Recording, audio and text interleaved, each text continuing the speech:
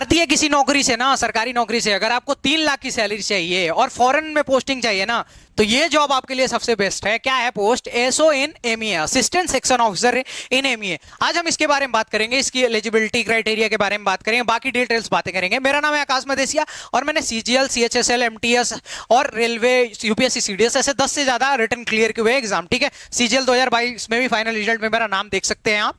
तो आज हम बात करने वाले हैं असिस्टेंट सेक्शन ऑफिसर के बारे में। ठीक है, तो वीडियो में आगे बढ़ते हैं। हम बात करेंगे कि मिनिस्ट्री ऑफ एक्सटर्नल अफेयर्स में एसओ कैसे बनते हैं, how to become assistant section officer in MEA, और उसके बाद में और क्या चीजें बात करेंगे। एक्चुअल में क्या होता है ना, एमईए जो है, एमईए इकलौती जॉब है हमारे जो भी सीजीएल है इसमें जिसमें फॉरेन पोस्टिंग मिलती है।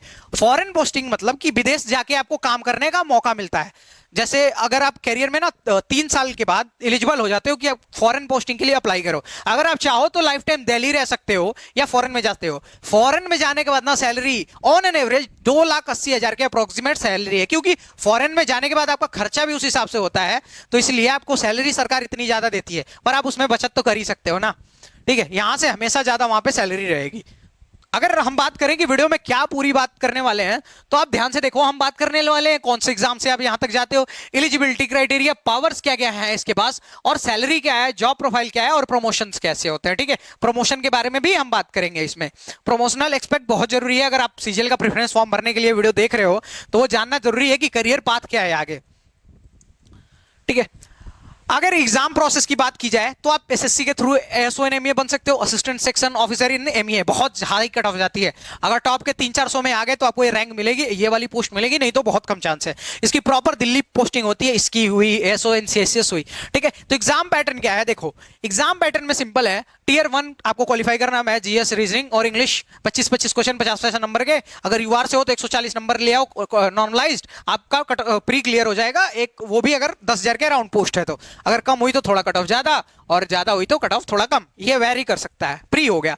मेंस में बात की जाए तो मेंस में 5 सब्जेक्ट है, कंप्यूटर क्वालिफाइंग है, इसके लिए क्वालिफाइंग नहीं है, पर इसके लिए अलग से एक स्टैंडर्ड कट ऑफ इसके लिए, और एक्साइज इंस्पेक्टर के लिए एक स्टैंडर्ड कट ऑफ बनाई जाती है।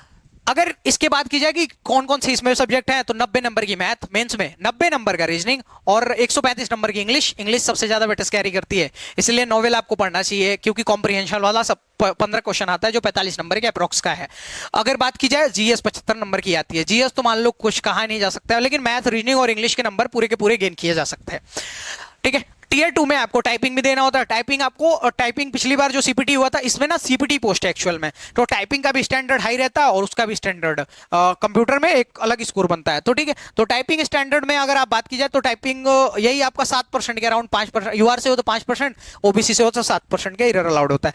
मैंने 7% क्यों बोला, क्योंकि मैं ओबीसी हूं ना, तो मुझे वही वाला याद था लास्ट टाइम में। एलिजिबिलिटी क्या क्राइटेरिया की बात की जाए तो आपका एज जो है अंडर 30 होना चाहिए। अंडर 30 अगर यूआर से हो आपको, बाकी ओबीसी हो तो 3 साल का रिलैक्सेशन, और अगर आप एससी एसटी हो तो 5 ईयर का रिलैक्सेशन। आप क्या होना चाहिए, ग्रेजुएट होना चाहिए। ठीक है, इसके अलावा कोई क्राइटेरिया नहीं है, बस यही 2 चीज है, आप एलिजिबल हो। ठीक है, हाँ, ओहो, ये तो मतलब मुझे ना सबसे अच्छा इस चीज इसमें यही लगता है। ठीक है, कि इसके जो पावर्स है, अगर आप एसओ इन एमईए बनते हो ना तो आप फॉरेन में पोस्टिंग लेते हो, आपको ना एक पासपोर्ट मिलता है। ठीक है, ये जो है नॉर्मल लोगों के लिए पासपोर्ट होता है, नॉर्मल पीपल के लिए। अगर पावर की बात कर दी जाए, ये जो होता है ऑफिशियल्स के लिए होता है, ये ऑफिशियल्स के लिए पासपोर्ट है, और ये डिप्लोमेटिक,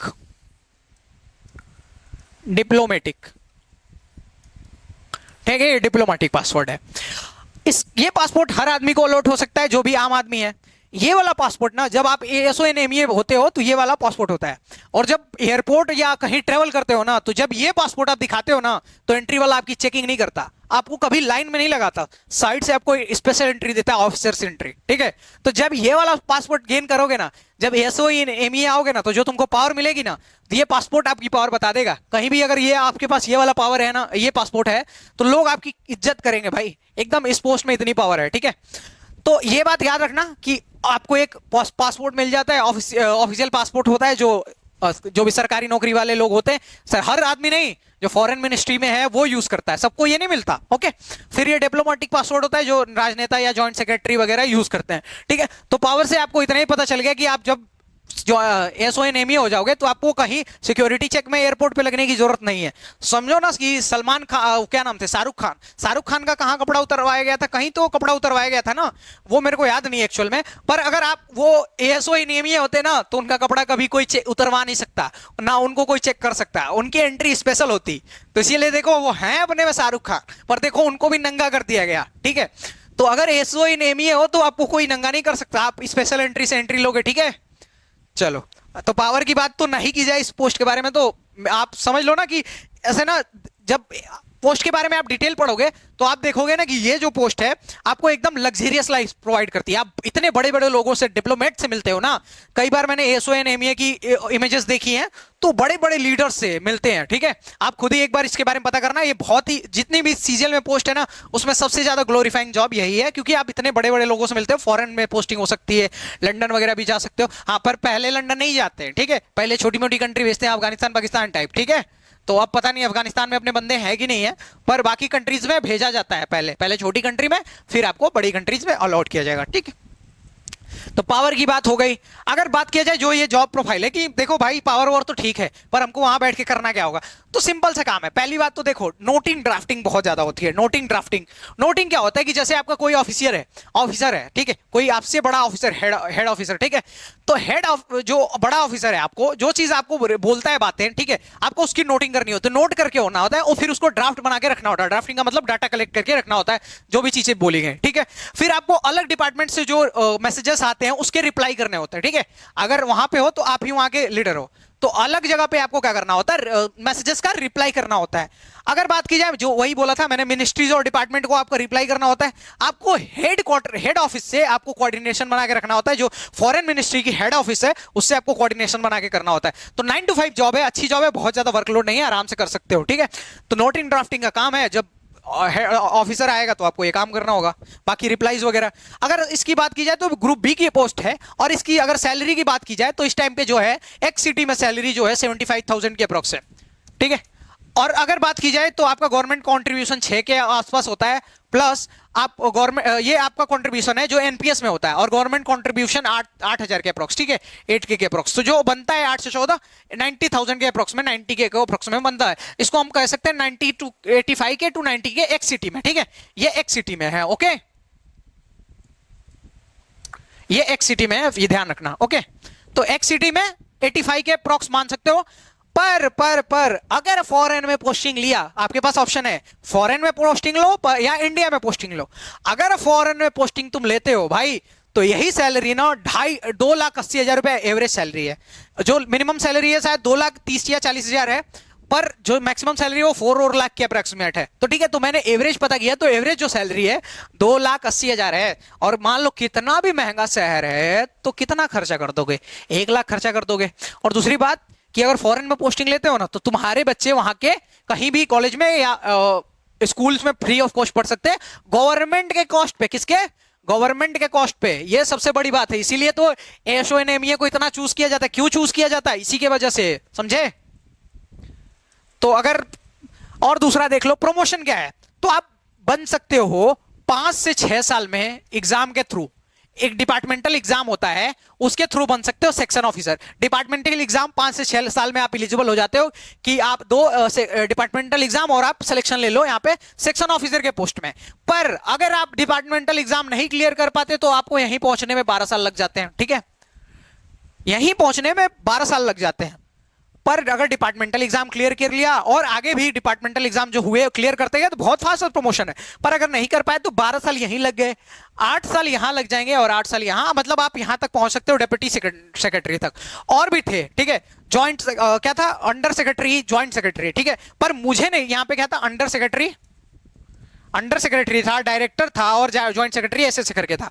पर आप, मुझे लगता है यहां तक पहुंच सकते हो डेप्यूटी सेक्रेटरी तक, ठीक है, यहां तक आप इज्जत से पहुंच सकते हो। बहुत ही लग्जरियस जॉब होगी आपकी, ये बात मान लो इसमें, ठीक है।